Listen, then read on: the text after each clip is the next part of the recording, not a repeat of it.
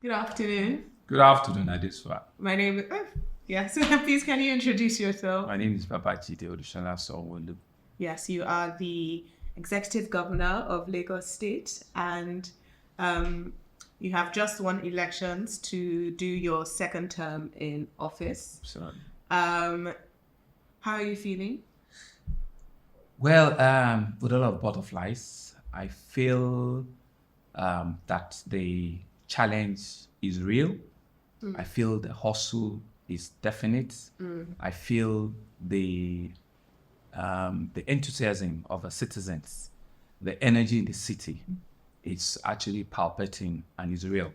And so for that, sometimes I ask myself, what have you gotten yourself into again? But it's a good feeling. It's a feeling of hope. It's a feeling of belief. It's a feeling of a city that is rising and is believing in its own internal capacity. And if one has the unique opportunity to be sitting at the helm of affair of that city, of that set of people, then one must be humble enough to know that there's a lot of responsibility coming with the position. But I'm happy that the citizens, the people of the state have given me this overwhelming support to continue to lead them, for another 4 years after the completion of these first 4 years. You feel like your second election was proof of overwhelming support, or do you feel like, it was marred by that there were certain segments of society that were disenfranchised during the process? So every election has a different flavor. Every election is different. And I can tell you this election is very different from the previous election. The 2019 election, and I'll take 1 or 2 minutes to just explain. I was a fresh candidate, right? I took over from a sitting governor, who hadn't done a second term. And politically, the party felt that I could come in and do a better job.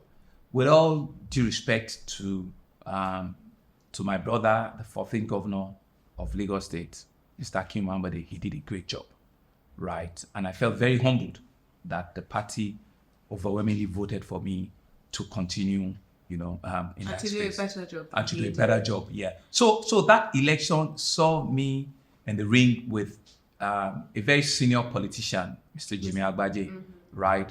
And if you see the outcome of that election, it was like a landslide victory as well, because it was about 700 to 200,000, right? So and it was like a two-way horse race.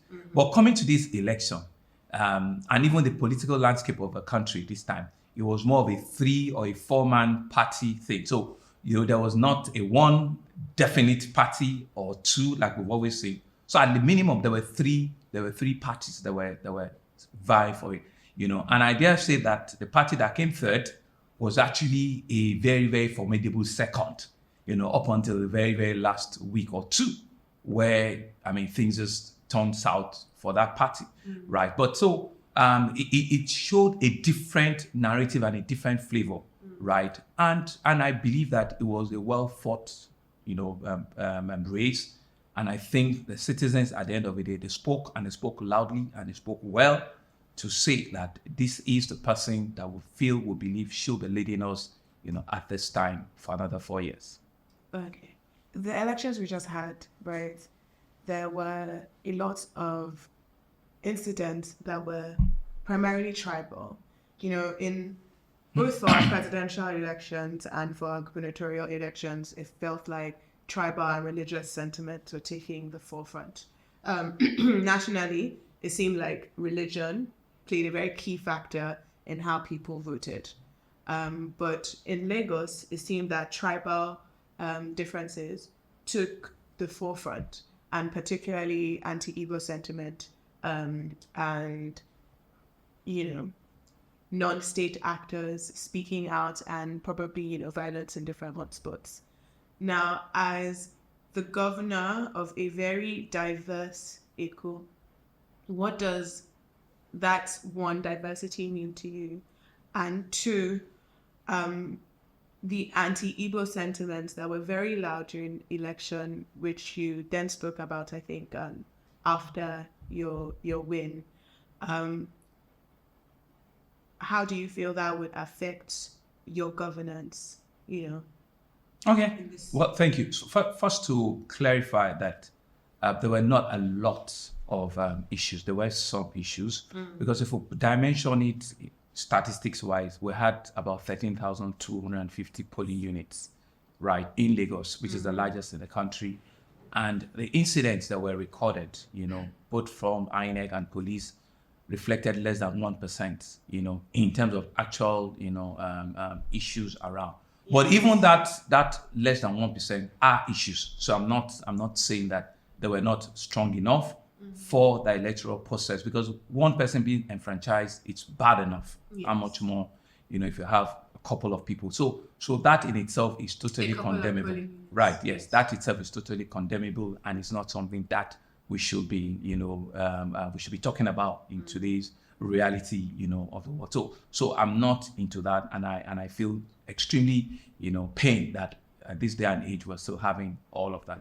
But to push to the question around the sentiments that we saw, I have always been a person that truly reflects, the spirit of Lagos, and the spirit of Lagos is a spirit of togetherness, is a spirit of understanding that though tribe and tongue may differ, in brotherhood we stand, and that has been one of the greatest tonic of a mega city like we have in Lagos. That we cannot take away from what the chromosomes and what built Lagos. And how do you embody that? And so I, as a person, in my government and in everything that I do, even currently, reflects that. In my government, you see Igbo, you see Hausa sitting in cabinet, even till when we speak. You see appointment that cut across ethnic, all religious biases. And that is the preach we have, right? Unfortunately, there are few people, in a large economy like this, in a large city like this, there are few people that will,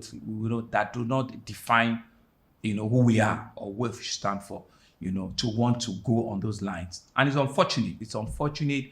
And they should not drown the larger voice of people that want cohesion, that want coexistence, that want unity, in whatever form of diversity and that's this place I stand, and that's what I stand for, and I think, while I don't want to make it personal, right, I think one of the problems, if I should say, was the advice of a candidate, who I don't need to mention the name of the party, who had a definition of who he is, I am XYZ.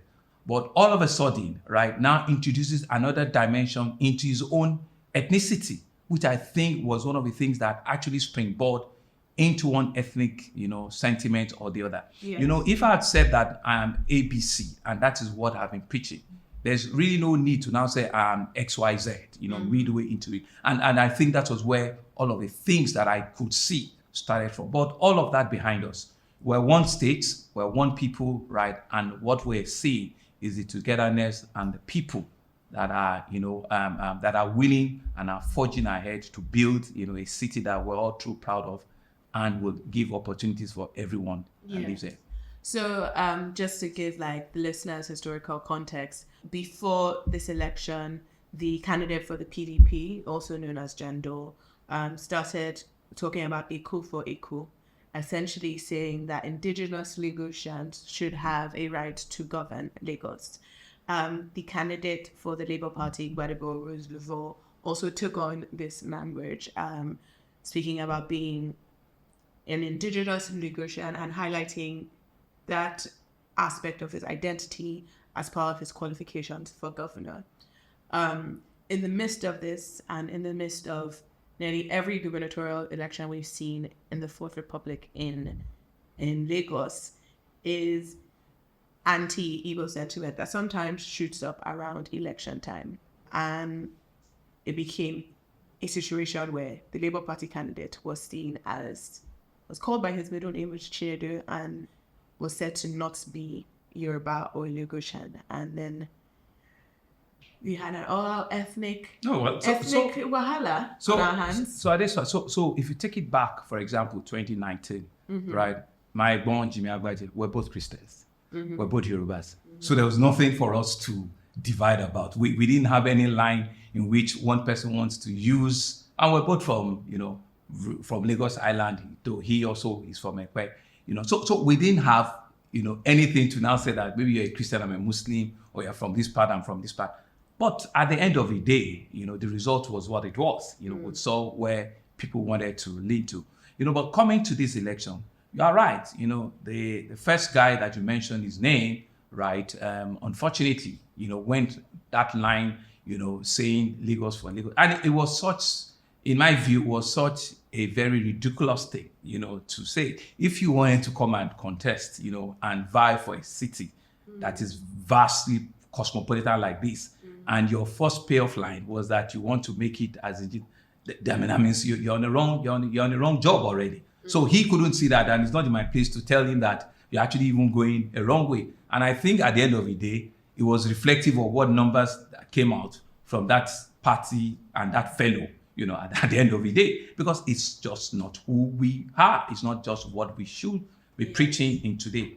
And for the other candidate, and like I said, right, he chose to bring out, his other names, midway into it, in which people, it probably shouldn't have mattered, but when you are now, trying to let people know that I'm also this one, then that's where the problem is. I could have also said, Babajide Olusola, and now bring, a Christian name somewhere and says that, it's not necessary.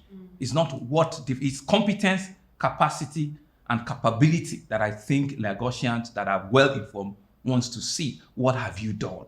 What have been your pedigree? What are the resources, that have been given to you? How well have you managed it? And what is your pedigree? Where have you worked before? What are the things you're bringing forward to the table? And that's why I did an analysis, just so that I'm fair to all the other candidates. So I looked at the youngest age there, which, I mean, he was just 40. And I discounted my age to age 40.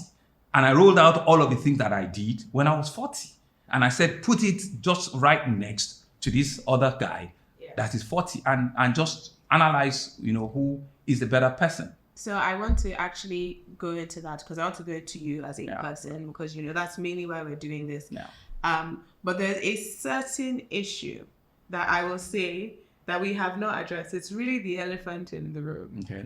And it is the person who brought you into power, right? So I want to discuss first how you went from a private citizen to a public citizen. Yeah.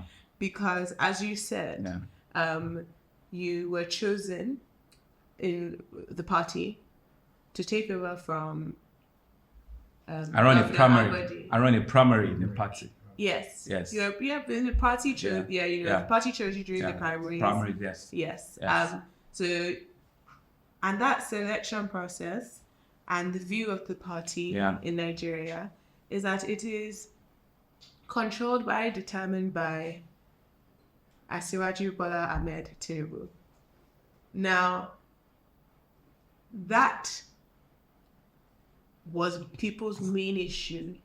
Not people's main issue. I'd say some people are single issue voters. I want to ask you, how do you view your relationship? Do you call him your godfather? Do you call him your Egbon?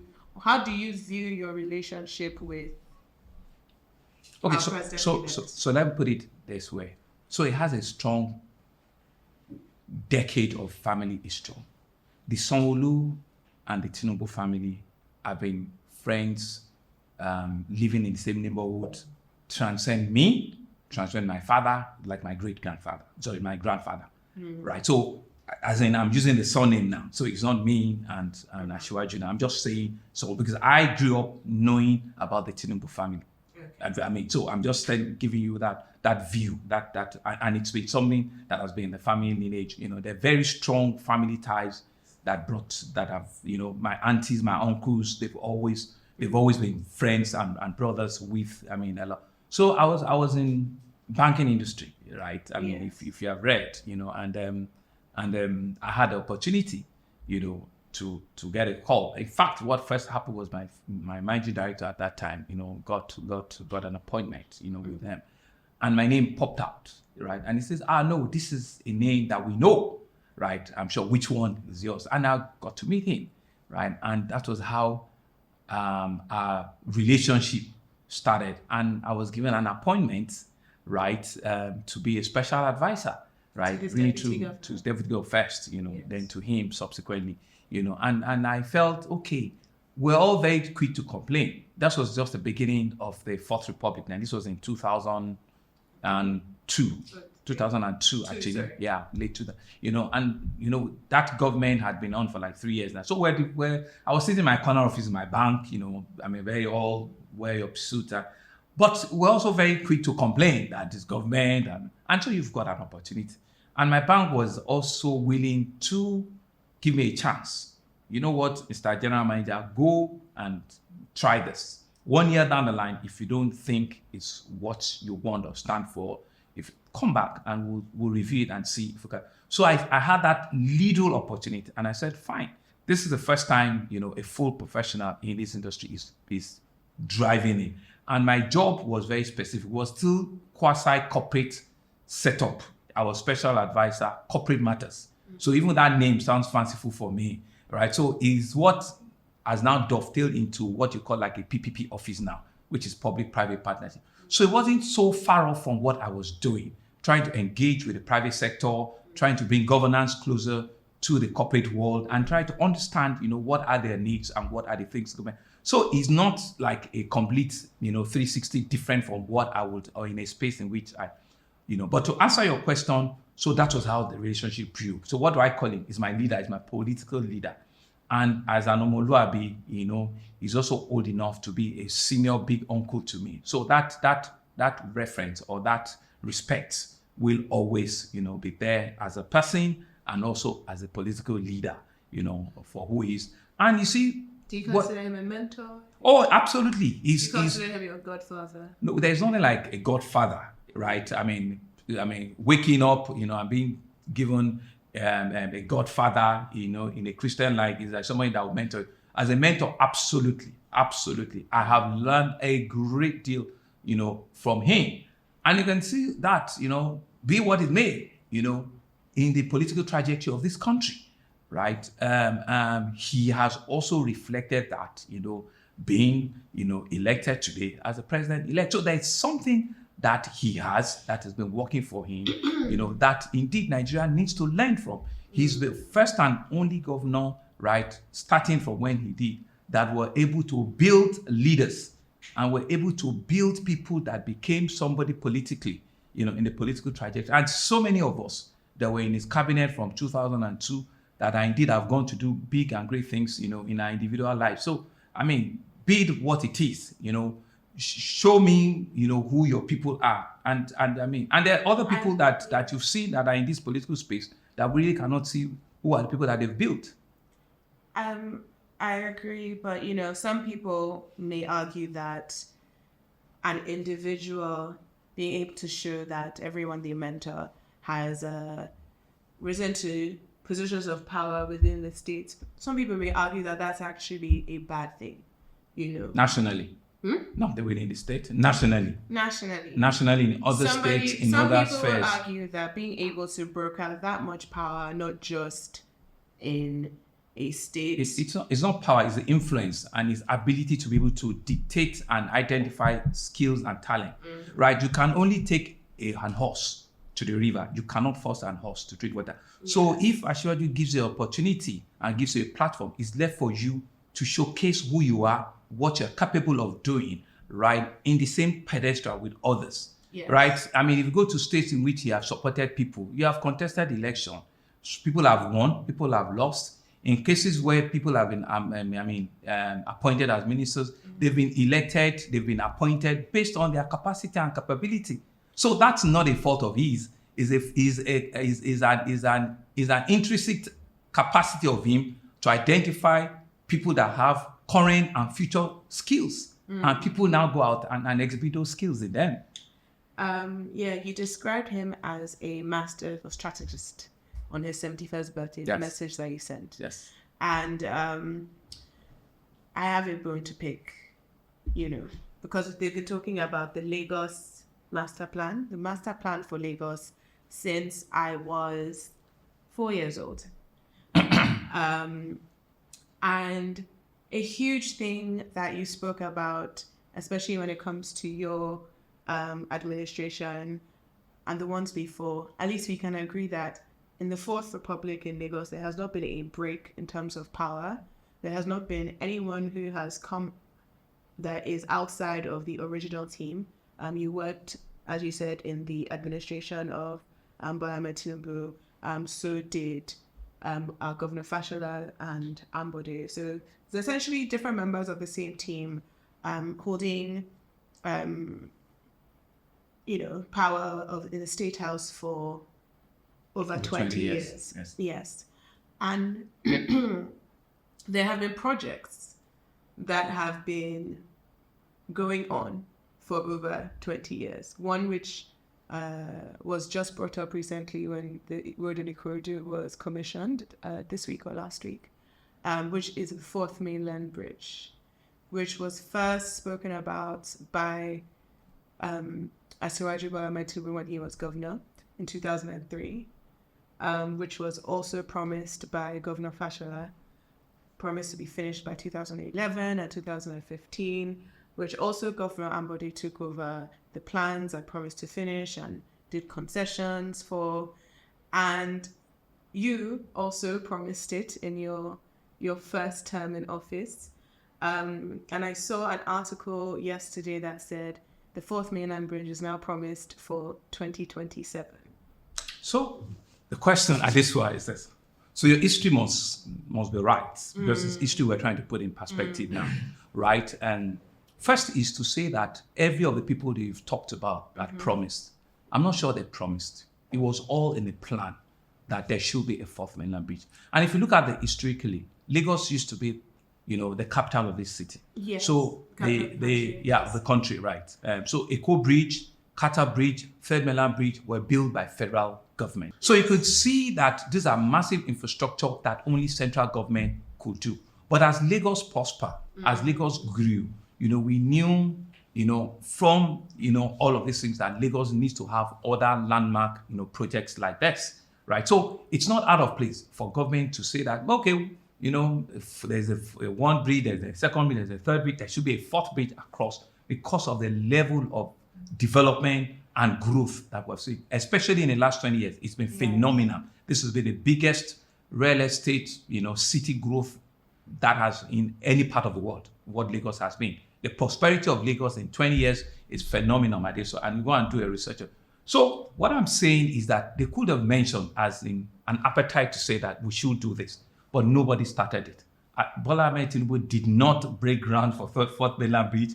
Babajide Fashola did not pay money to anybody to do Fourth Mainland Bridge. Similarly, neither did Ambode. Ambode, what he did, so what Ambode did was to start the concession process, which was like a feasibility viability study, which will eventually lead to, what should be the model, what should be the corridor, where should be the alignment of the bridge.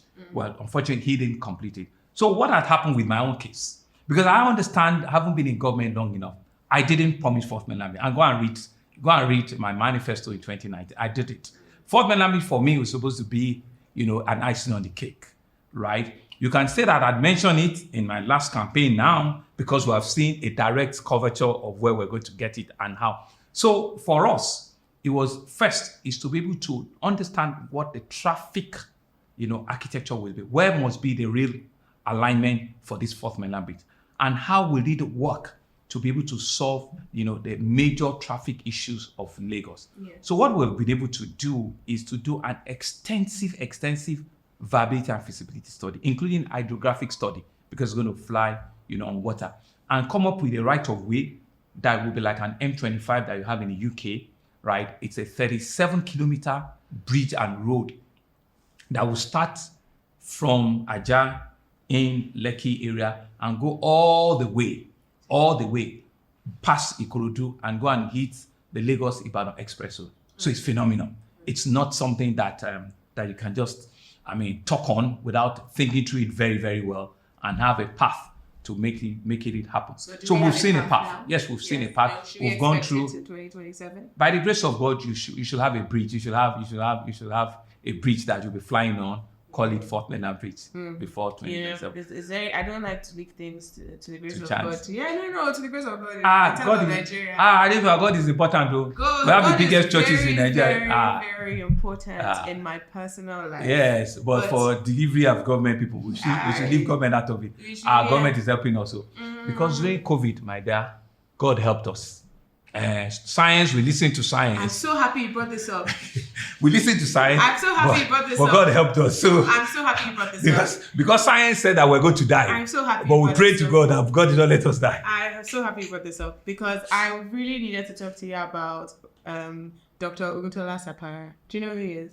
No, I don't actually. He is the brother of Sapara Williams, who is more famous. Okay. Dr. Oguntola Sapara was the person who converted Massey Clinic into Massey Children's Hospital. Interesting. He is the first person to train midwives in Nigeria, first Nigerian to study midwifery.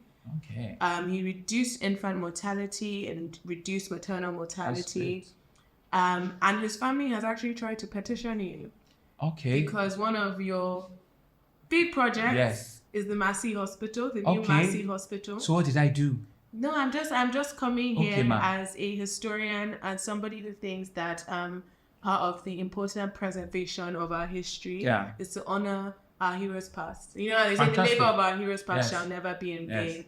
I think they asked, if the Massey Hospital can be named the Sapara Massey Hospital. I think it would be a great honor because he's the person who made Massey what it was. Before he came in, Massey was actually for the colonials government. They were treating their soldiers during the First World War.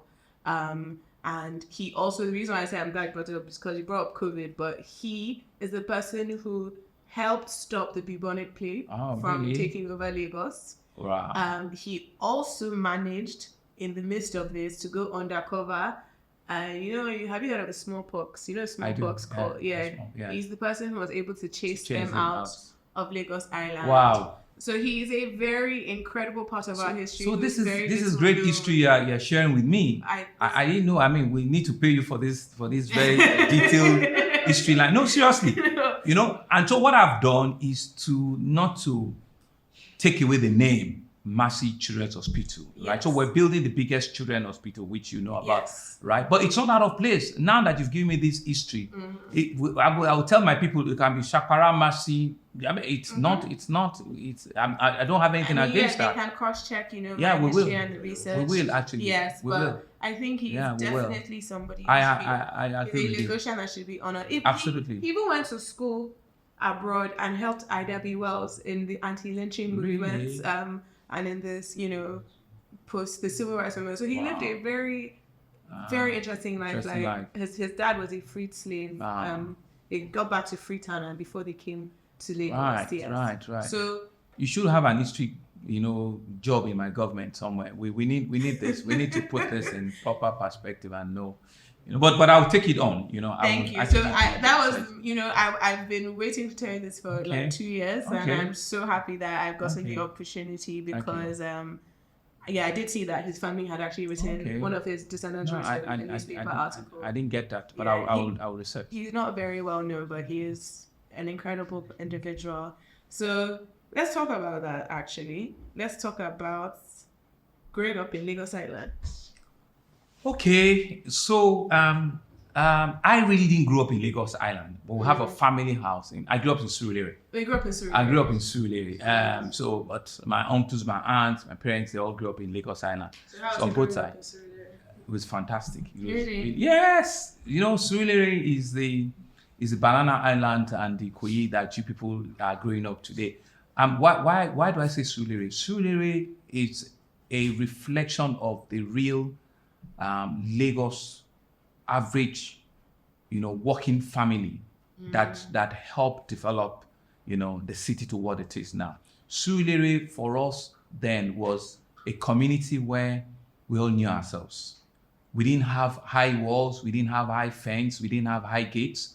Everybody had a low wall, right? You can walk into anybody's house. Yes. right, over 7 o'clock news or 8 o'clock news, and share, dinner with them, and things like that. And we're all together, right? For 32 years of my life, I live in like a 2-kilometer radius in Surulere, from Ogunlana Drive to Akerele, to Oshikalu Close, to Randall Avenue. Then I moved to Adeniran Ogunsanya, I moved to Adebola. So Why did you move so many times and to the same radius? You didn't because want to leave? no, yeah, I didn't want to leave. I was enjoying it. Do you have siblings that live near there, or your parents are near there? That's where they live. That's where they have. That's what we are parents. So you didn't want to leave that? No, I didn't. And so when I didn't got married, that's why I moved 2-3 flats when I was a young man, still in Surulere. Yes. Your wife was not there. Well, she couldn't express it, but she liked it. She was actually from Lagos Island, so she yes. So actually, like, But so the trip to Lagos Island is always like an adventure.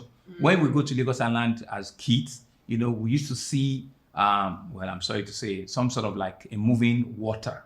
We design a boat, a small boat. There's a way in which you turn a sheet of paper into a boat, then you put the boat inside, a moving drain, and you'll be following the drain, be going under the concrete wall and be chasing the drain, and it was such a fun because it provided an opportunity where you don't have in Surulere, right? And so when you also have the time to go and watch, the masquerades, they come out in Lagos Island, not even the real masquerade, just the masquerade. You have to run inside and run outside, and just the sheer number of people walking on the street, it marvels you, the amount of commerce, that is moving on the street, horn blaring, and activity on the street. You just used to marvel, everyone. And so going to Lagos Island over a weekend, it's always something that we look forward to, But Surulere for me is still, where I caught it, where a lot of things happen for a young man,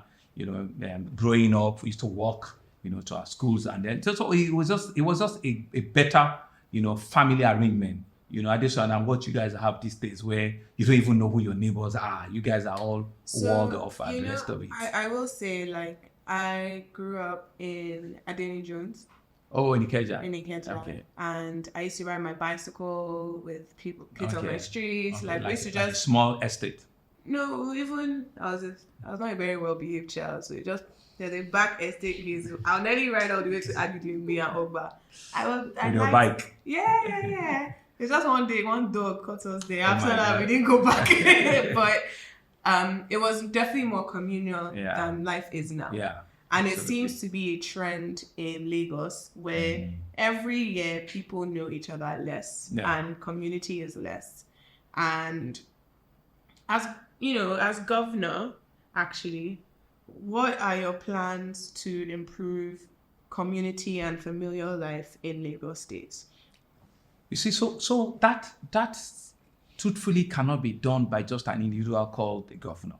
It has to be a intentional, resolve as a people, all of us, coming in together, either using our churches, our mosques, our, community engagements, our social life as a reflection of how we want to live as a people. Yeah. Why do I say so? Social media, telephones have taken a decent part of our time. The time in which you're meant to find out who your neighbors are. Even walking on the street, people are either blocked off with an earpiece, or they're holding an answer. So they don't even know. I mean, somebody's greeting you on the street, but because you have your earphone on, you're not even hearing. So that's the kind of thing that we need to, whilst we copy things from foreign land, we need to be able to, remember who we are. We're people that live in communities. We're people that watch over one another. Yeah, so I actually disagree, I don't think it is the responsibility of the populace. I think there are things you can do. I think there are some things you've done, even though it's not complete. For example, public transportation, better sidewalks, and improved safety. All these things facilitate people actually mixing. In London, I've met people on the trains, I've met people on the tube when I was in school in England. People meet each other on transport all the time. So in terms of community life, if people felt safer, they'll be out more. I see the point. I see the point you're making, right? And some of those infrastructures are there in transportation and rest of it. right? But my point, again, is that even in the London underground I talked about, a lot of the times people are wired up. Yes. People are, you will probably just curtsy to have a seat, and before you know it, you are fitting with your phone, and you barely don't have time, to even, engage, but the point is not lost. The point is that we need to do a lot more social interaction. Yes. We need to be able to build, local economy and build a local community where people can indeed genuinely be their brother's keeper, check on each other, find out what's that, and build a social space. There's no road that we're doing now in Lagos that we don't have sidewalks. It's a standard requirement. You must have sidewalks on all of the roads, any form of, road infrastructure that we're building, so that people can walk, people can, jog, and people can indeed, have a community life. Yeah. And like you said, in our public transportation, our rails are coming up. There's so many, bus rapid system that we have also improved upon. So the trains that are coming up. Yes. Mm-hmm. Yes. A big fault that people have online about the train, especially, is the cost of the light rail system. The most recently completed, most flamboyant, underground station, the rail, is the Queen Elizabeth, rail in London now. Yes. That project, and you can do the research, right? Mm-hmm. It had a 3-time project, extension in terms of cost and in terms of also time of delivery, right? It was meant to have been completed way back 2018, 2019. 3 times they pushed forward the completion, and the budget also went overboard, almost, maybe not 100%, in decent percentage.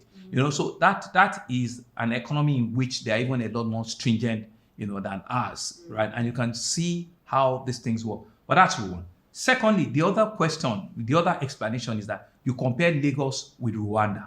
So that's comparing a state to a national, because Rwanda built their own rail infrastructure. They usually compare Lagos City with Kenya, with Rwanda, with Ghana. Because we have on the top 10 economies in Africa. I'm sitting with the man in charge. You're absolutely right. There are 40 countries who cannot put it together. smell Lagos's money. You're right. You join all of them, and they don't have our The only thing I don't have that sovereignty.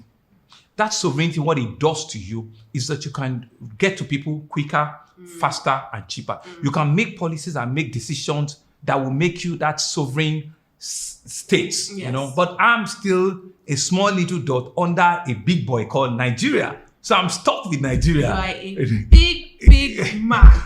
In Nigeria. Yeah, under a federal system with a president who is in your party. Well, but that's the structure of our country. It is the structure of our country. Structure of our However, country. As we say, But we'll make the best out of it. Yes, We'll make the best out of it. And travel within the state is completely your own remit. Yes. And it's completely your own power. Yeah. So you do have sovereignty in that regard.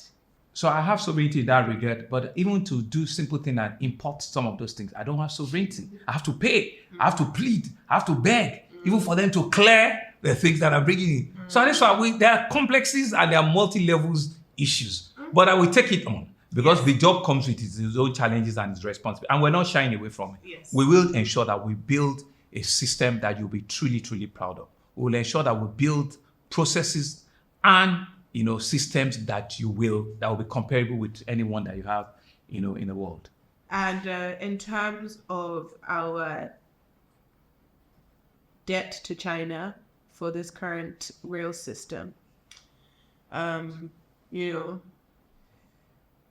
there's a lot of conversation going around worldwide right now in terms of China-Africa relationship, the Sino-African relationship, or the American-African relationship.